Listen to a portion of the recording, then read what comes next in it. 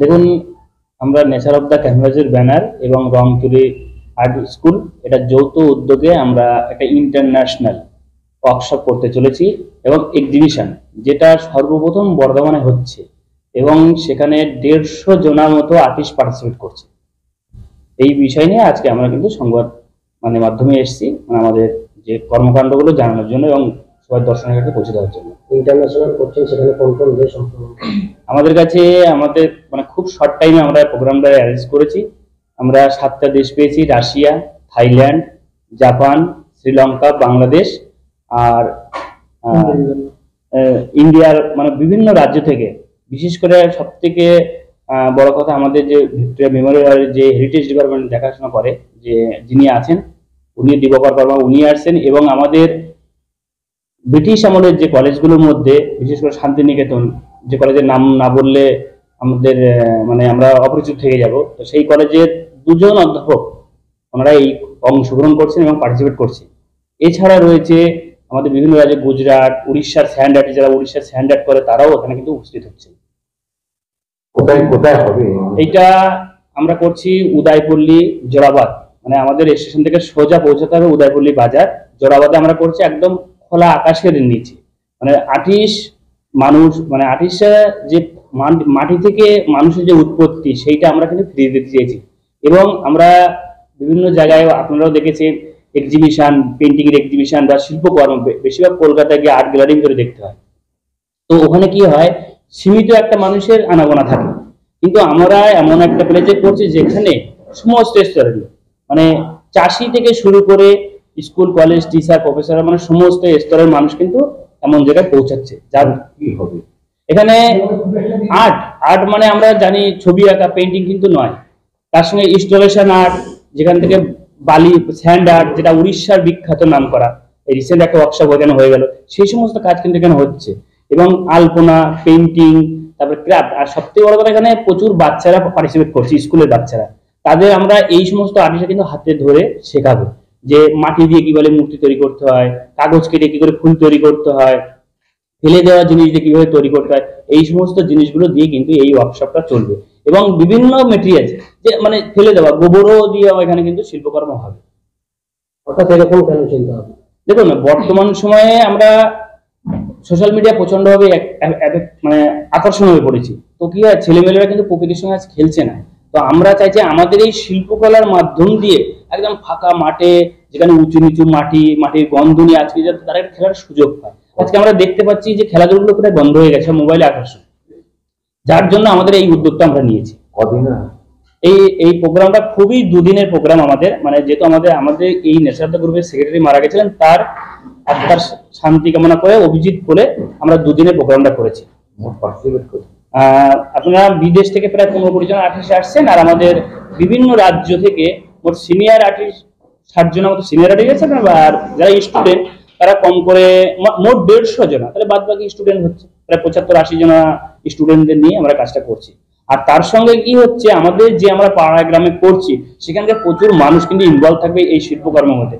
আর এইখানে বিশেষ করে আছেন একজন আমাদের বর্ধমানের, যার শিল্পকর্ম, যার হাতের সেলাই বা কাঁথা বা কাপড় গোটা ওয়ার্ল্ডে ছড়িয়ে আছে। উনি হচ্ছেন আমাদের এই মহাবিদ্যালয়ের, যে বিবেকানন্দ কলেজের বিদ্যালয়ের অধ্যাপক সুমন জানার স্ত্রী।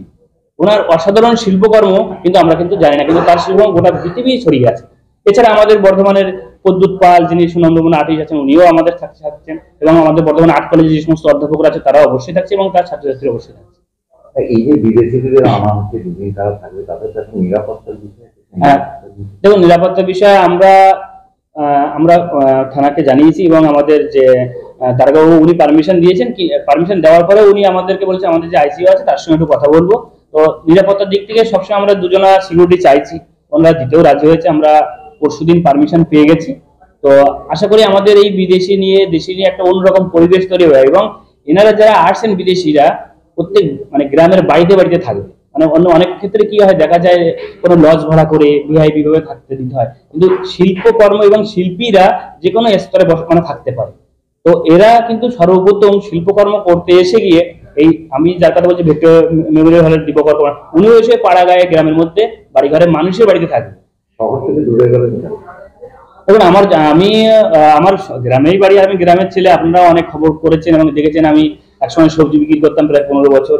আর সেখান থেকে এখন স্ট্যান্ড আর্ট করে, পাবলিক আর্ট করে আপনাদের মাধ্যমে একটা প্রচার তো পেয়েছি। তার সঙ্গে আমি এখন বর্তমান সবজি ব্যবসা করে উঠে সেখান থেকে বর্তমান বিশ্ববিদ্যালয় করে আজকে আমি অ্যাসিস্ট্যান্ট প্রফেসর প্রসন্নদাযুক্ত কলেজে। তো আমার যে উত্থান বা আমি যেখান থেকে উঠে এসে আমি যে মায়ের গন্ধ, মানে যেখান থেকে উঠেছি সেই জায়গাটা ভুলে যাওয়া অসম্ভব আমার কাছে। একজন শিল্পী হয়ে নিজের মাতৃভূমিকে কি করে ভুলে যায়, যার জন্য আমি মানে বিভিন্ন সময় গুজরাট, তামিলনাড়ু এই ইন্টারন্যাশনাল ওয়ার্কশপ করেছি এবং নেপালেও গিয়ে এই নেচার অফ দ্য ক্যানভাসের ব্যানারে আমরা প্রচুর কাজ করেছি। তো আমি চাইছি বিভিন্ন জায়গায় কাজ করে আমার নিজের মাতৃভূমিতে আমি করি, মানে নিজের জন্মস্থানে করি। তাই আমার নিজের জন্মস্থানে করছি। আর সেই জায়গাটা হচ্ছে গৈতানপুর চরমানা, মানে আমি যেখানে ওয়ার্কশপটা করছি ওই একসঙ্গে রিলেটেড। আর সব থেকে একটা বড় বিষয় কি, এই যে রং তুলি আর্ট স্কুলে যে মেয়েটা বসে আছে পাশে সাধারণ ঘরে, হয়তো আমি দেখেছি যে ওর ঘরে এখনো টিনের চাল বা টালির চাল আছে, বৃষ্টি এখনো পড়ে, সে একটা উদ্যোগ নিয়েছে এবং সেই উদ্যোগটা নিয়ে আমি প্রথমে ওর গ্রুপেই ইনভাইট হয়েছিলাম।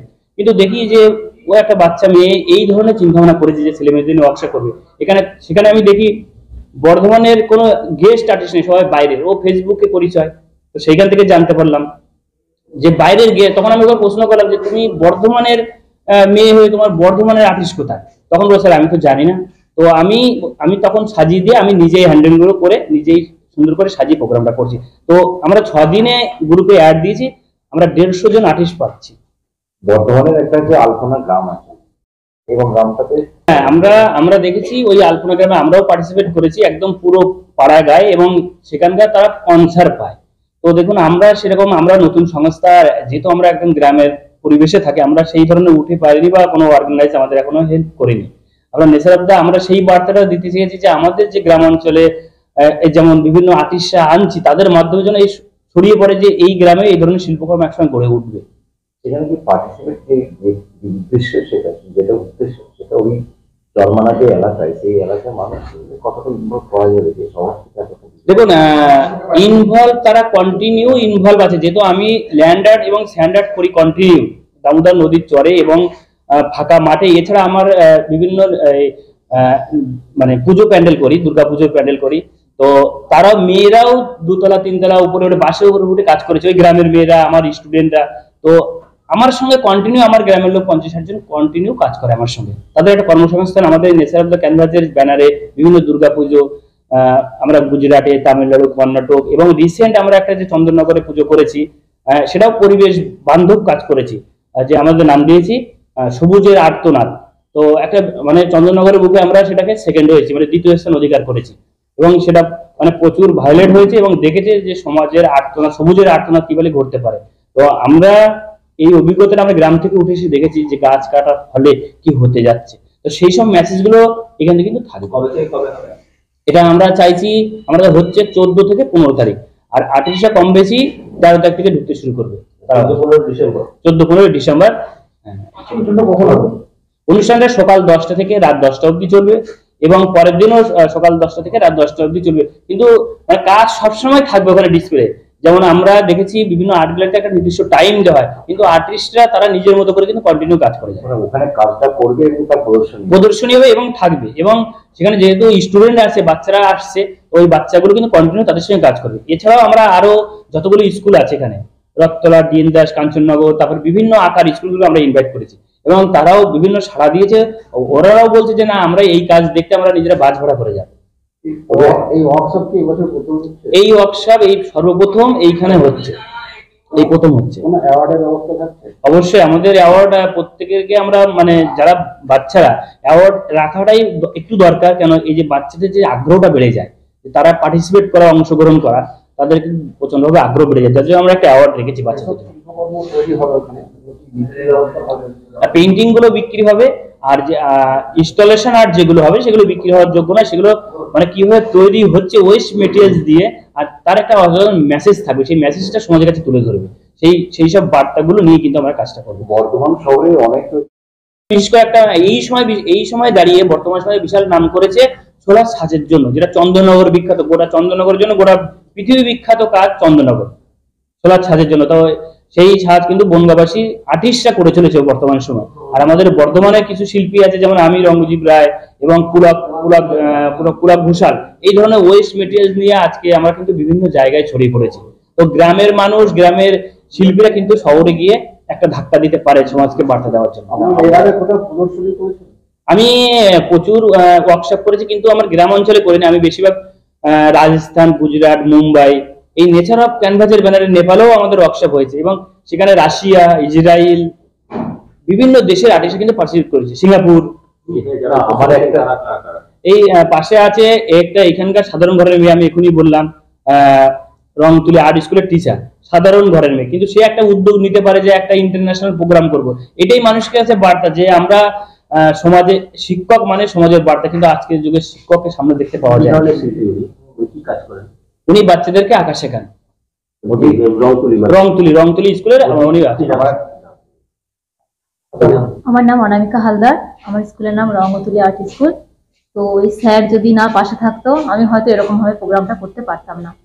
আমার খুবই ইচ্ছা ছিল প্রোগ্রামটা, আমার আসলে 1 বছর আগে থেকে আমি প্রোগ্রামটা করার চিন্তা ভাবনা ছিল আর কি। বাচ্চাদের আগে থেকে বলে রেখেছিলাম যে এরকম একটা প্রোগ্রামে করতে চাই। তবে এই স্যারের সাথে আমার হঠাৎ পরিচয় হলো, স্যার জানতেনও না আমাকে। হঠাৎ করে একদিন পরিচয় হলো, দিয়ে স্যারকে আমি বললাম যে স্যার আপনি তাহলে থেকে আমার প্রোগ্রামটা একটু করে দেবেন। দিয়ে স্যার বললো ঠিক আছে তাহলে আমি করে দেবো। তো এতটা মানে এমন ভাবে হবে সেটা আমি বুঝতে পারিনি। তবে আমার তো অনেক আর্টিস্টের সাথে পরিচয় নেই, তো স্যারের সূত্রে হয়তো তাদের সাথে হয়তো পরিচয় হবে। আমার প্রশ্ন আছে যে আজকে যে পর্যটন গুলো আছে, যে পর্যটন আজকে যখন মেলা একটা পর্যটনের পার্টে, যেখানে সেই পর্যটনের পার্টের জায়গায় আপনারা এইটাকে ডেভেলপমেন্টের জন্য আপনাদের আগামী চিন্তা ভাবনা কিছু আছে বা দেখুন, আমাদের চিন্তা ভাবনা প্রচুর রয়েছে। কি আমি যেহেতু নেচার অফ দ্য ক্যানভাস এই 6 বছর আমরা করেছি, এখানে প্রচুর স্টুডেন্টরা কাজ করে এই সংস্থায়, গ্রুপে। এই বর্তমান এখানে যেসব ছেলেমেয়েরা রয়েছে এরাও কলেজে পড়াশোনা করে, এইখানকার যে ইনকাম হয় মানে রোজগার করে, মানে ছবি এঁকে তারাও কিন্তু এইখানকার টাকা নিয়ে মানে খরচা নিয়ে তারা কিন্তু পড়াশোনা করছে। তো আমরা এইটাকে সমাজে হিউজভাবে তুলে ধরতে চাইছি যে আপনারাও আমাদের পাশে এসে দাঁড়ান এবং আমাদের শিল্পকর্মগুলো সহযোগিতা করুন, যাতে এইসব ছেলেমেয়ে 15-20টা ছেলেমেয়ে আপনারা দেখুন কন্টিনিউ এই নেচার অফ দ্য ক্যানভাসের সঙ্গে থাকছে, তারা এইখানকার অর্থ নিয়ে কিন্তু তারা পড়াশোনা করছে।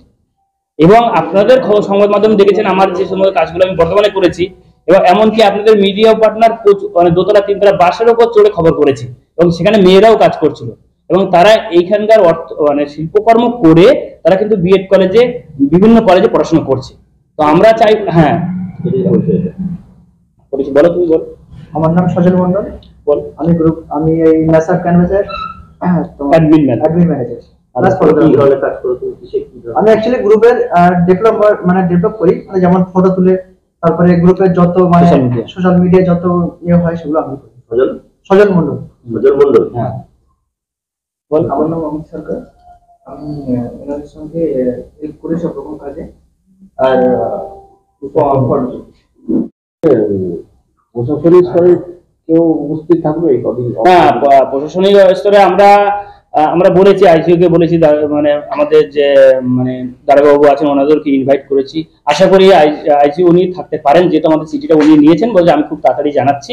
যার জন্য আমার বলে তোমাকে আমি ফোন করে ডেকে নেবো, মানে যেহেতু সময়ের একটা চাপ থাকে, ব্যস্ততা থাকে, তা আশা করি ওনাদেরকে পাওয়া যায়। উদ্বোধক হিসেবে কে থাকবে? বলুন। উদ্বোধক হিসাবে থাকছে আমাদের যে ভিক্টোরিয়া মেমোরিয়ালের যে ডিরেক্টর যিনি আসছেন উনি থাকছেন। আর মানে আমরা চাইছি আরেকজন বিশেষ করে আমাদের পায়ে করে ছবি আঁকে, মানে তার হাত নেই, সে পায়ে করে ছবি আঁকে, ওনার নাম হচ্ছে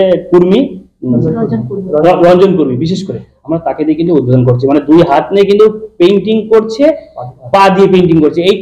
এনার মতো লোক যদি মানে শিক্ষা জগতে আলো ছড়ায়, তো উদ্বোধন করতে হয়তো কাউকে প্রয়োজন পড়বে না। ঠিক আছে।